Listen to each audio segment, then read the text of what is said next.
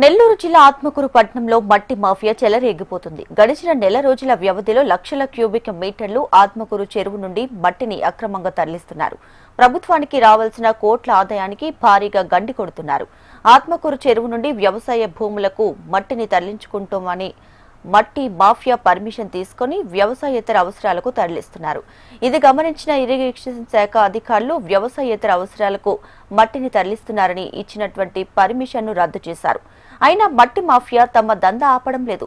దీనిపై రైతులు, రైతు సంఘం నాయకులు ఆత్మకూరు ఆర్డీఓకి ఫిర్యాదు చేశారు. వ్యవసాయ భూములకు చెరువు మట్టిని తరలిస్తే క్యూబిక్ మీటర్కు ₹1, వ్యవసాయేతర అవసరాలకు వాడుకుంటే క్యూబిక్ మీటర్కు 200 చెల్లించాలని జీవో విడుదల చేసింది. అయితే ఆ జీవోని ఉల్లంఘిస్తూ రాత్రి పగలనే తేడా లేకుండా యథేచ్ఛగా మట్టి తరలిస్తున్నారని నెల్లూరు జిల్లా వ్యవసాయ సంఘం ఉపాధ్యక్షుడు లక్కు కృష్ణప్రసాద్ ఆరోపించారు. ఇప్పటికైనా సంబంధిత శాఖ అధికారులు స్పందించి చర్యలు తీసుకోవాలని కోరారు.